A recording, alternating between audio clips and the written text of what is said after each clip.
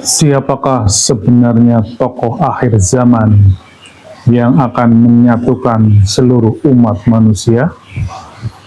Apakah dia seorang pemimpin dunia atau seorang nabi yang kembali turun ke bumi? Ataukah seorang yang membawa kesadaran baru dalam perspektif hakikat? Tokoh ini bukan sekedar individu biasa, melainkan sosok yang mampu membuka kesadaran rohani manusia, bukan datang untuk satu agama, tetapi untuk menyempurnakan semuanya dalam satu kesatuan ilahi. Inilah rahasia terbesar yang akan kita ungkap dalam kajian ini. Assalamualaikum warahmatullahi wabarakatuh. Salam sejahtera, Om Swastiastu, Namo Buddhaya. Salam akal sehat, presisi tinggi. Salam kebajikan, rahayu rahayu. Sufi Ilmiah Channel, sebuah labirin yang mengungkap hakikat spiritualitas dalam perspektif ilmiah eksakta.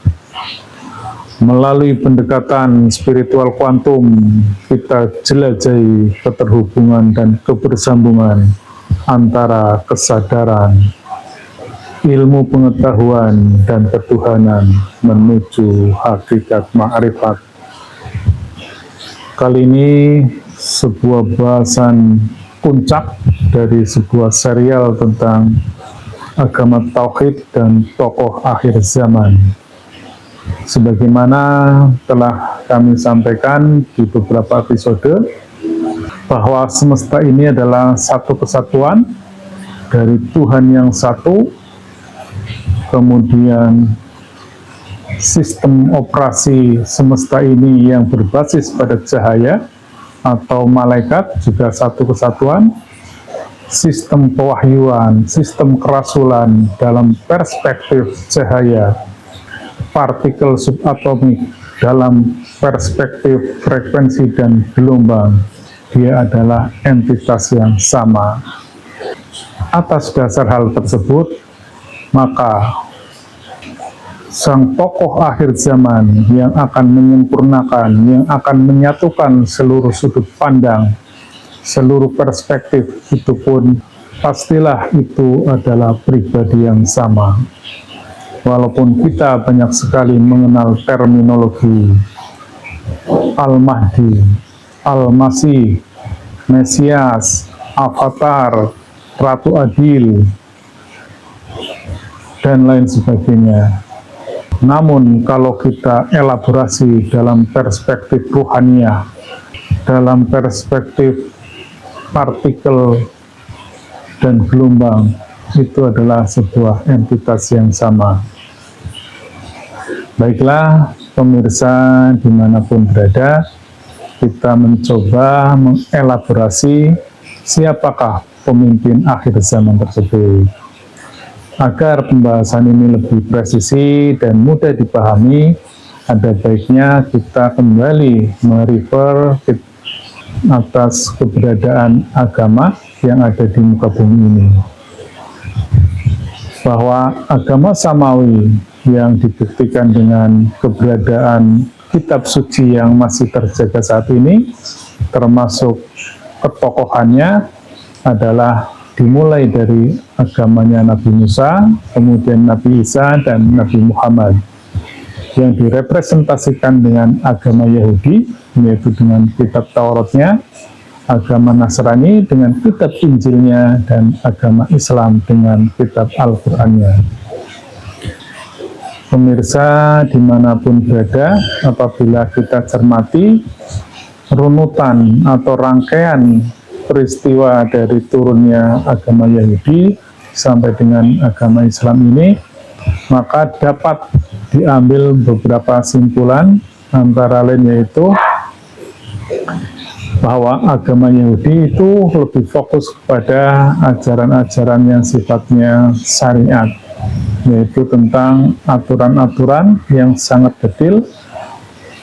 Bahkan dalam eskatologi Yahudi, tokoh akhir zaman yang disebut dengan Mesias itu diyakini akan menegakkan kembali hukum Taurat dengan sempurna, kemudian akan mendirikan kerajaan Tuhan di dunia dengan hukum yang adil, dan menyatukan umat manusia dalam satu sistem hukum ilahi.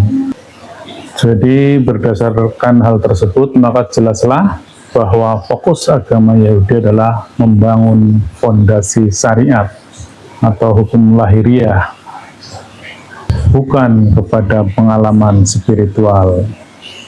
Baiklah, kita lanjut kepada agama berikutnya, yaitu agama Nasrani, dengan kitabnya Injil dan pembawanya adalah Nabi Isa atau Yesus. Sebagaimana kita ketahui bersama bahwa agama ini banyak mengajarkan cinta dan kasih, atau lebih tepatnya lebih kepada spiritualitas. Ya, jadi yang dibangun adalah hakikatnya. Artinya kalau kita melihat secara linier dari agama Yahudi, terjadi penyempurnaan. Kalau agama Yahudi itu diperkuat di syariatnya, maka agama Nasrani diperkuat hakikatnya. Dasar pemahaman itu saya rujuk dari Lukas 17 ayat 20 dan 21. Kerajaan Allah tidak datang secara kasat mata. Kerajaan Allah ada di dalam hatimu. Ini sungguhnya ada hadis yang mirip-mirip seperti ini itu ya. Berikutnya Yohanes ini ayat 24. Allah itu roh, dan barang siapa menyembah Dia harus menyembahnya dalam roh dan kebenaran. Nah, ini juga menarik ini. Selanjutnya dalam eskatologi Nasrani, tokoh akhir zaman adalah Al-Masih atau Yesus Kristus, yang akan kembali untuk menegakkan keadilan dan mengajarkan cinta kasih yang sempurna. Al-Masih dalam Nasrani bukan hanya pemimpin lahiriah, tetapi pemimpin spiritual yang membawa kesadaran batin bagi umat manusia. Sehingga dapat disimpulkan bahwa agama Nasrani adalah agama yang membawa ajaran hakikat, yaitu pembersihan jiwa dan hubungan batin dengan Tuhannya. Fokusnya adalah kasih, pengampunan, dan kesadaran batin, bukan hukum lahiriah yang ketat. Yesus mengajarkan bahwa kerajaan Tuhan ada di dalam hati manusia, bukan dalam bentuk negara fisik. Pemirsa dimanapun berada, kita lanjutkan kembali kepada agama pamungkas, agama penyempurna yang dibawa oleh Rasul Muhammad. Dalam Islam, hal ini dikenal dengan syariat, hakikat, dan ma'rifat.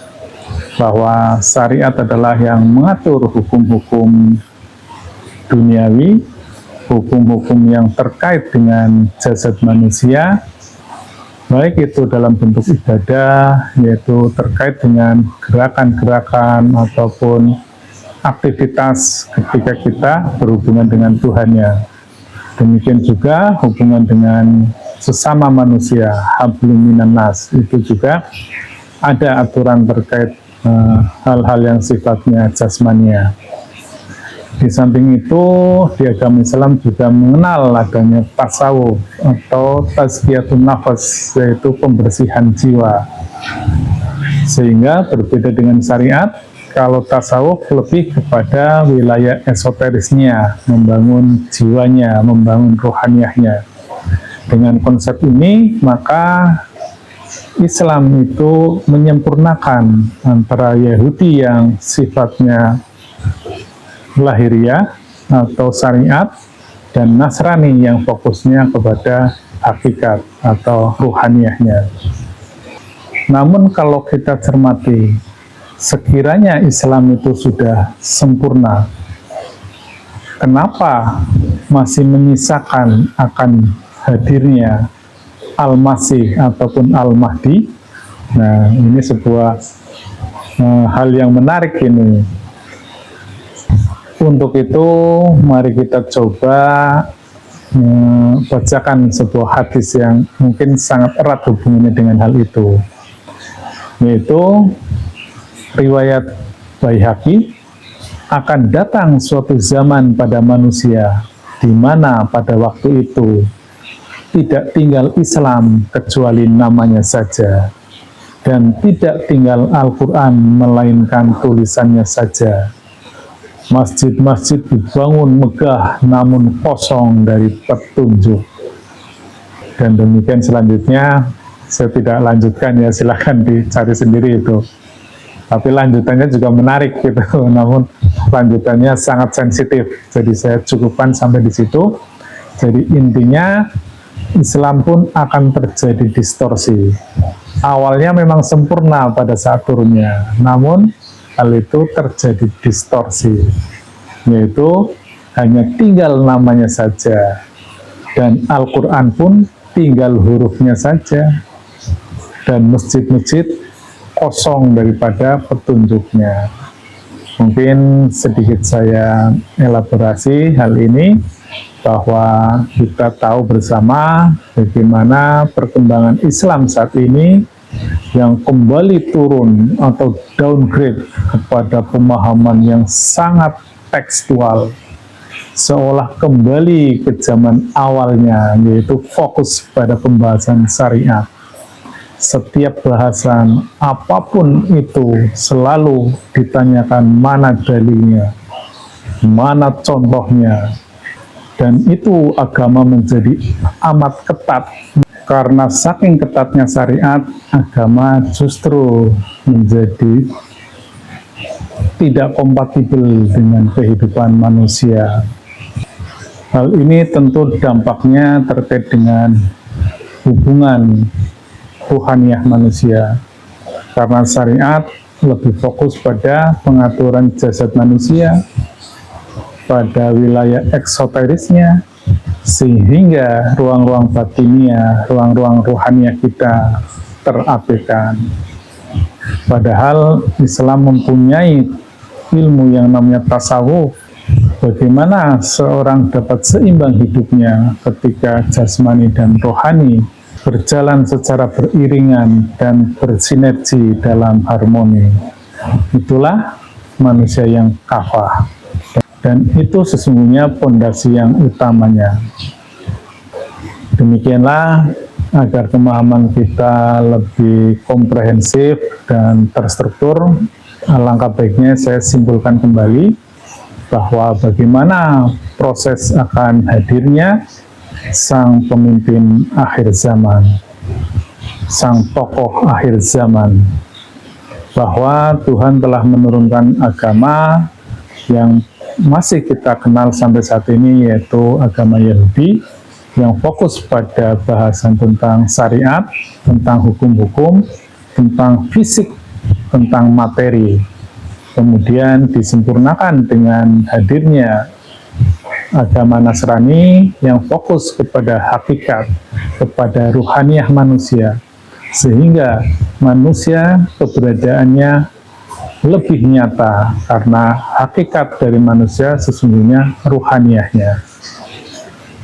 Namun karena manusia itu terdiri dari dua entitas, jasmani dan rohani, maka dia harus disatukan. Oleh karena itu, Islam lahir dengan menyatukan dua perspektif itu, yaitu syariat dan hakikat.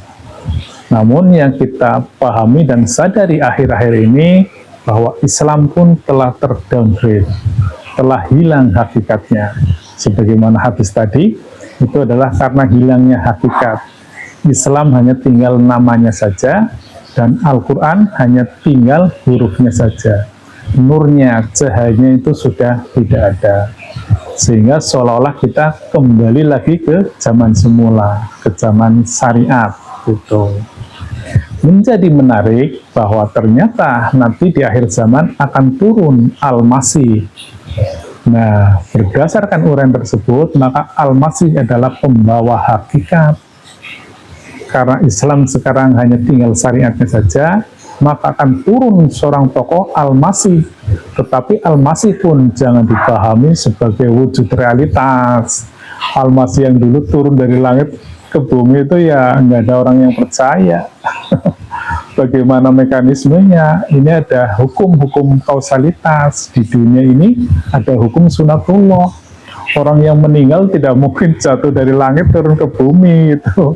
Langitnya juga di mana? Di langit biru nggak ada apa-apa gitu.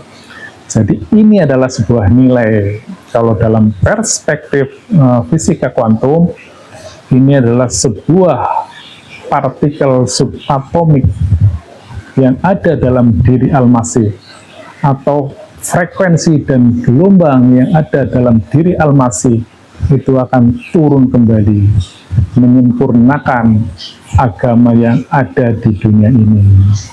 Dan yang lebih menariknya, sang tokoh tersebut dia akan menyempurnakan seluruh sudut pandang, seluruh perspektif, karena dia ada di kesadaran rohaniahnya. Dia akan kompatibel dengan seluruh syariat apapun. Dia ada di level ruhani, dia ada di level frekuensi dan gelombang, dia ada di level partikel subatomik, dia ada di level cahaya atau nur. Demikian, semoga ini mencerahkan, dan mari kita sambut kehadiran sang tokoh akhir zaman yang pastinya dia membawa ilmu hakikat. Dia yang bisa mempersambungkan rohani manusia dengan rohani Rasul, sang adaptor dimensional yang ada di alam qadim, dan kemudian bersambung kepada sang Maharuh, Tuhan yang Maha Kuasa. Saya kira demikian. Semoga ini mencerahkan, dan nanti implikasi atas pemahaman kami itu akan sangat banyak dan akan bisa mengkonstruksikan sebuah pemahaman baru yang bisa menyatukan seluruh sudut pandang. Pantengin terus channel ini. Kita jumpa lagi dalam bahasan-bahasan yang lebih menarik. Sampai ketemu. Wassalamualaikum warahmatullahi wabarakatuh.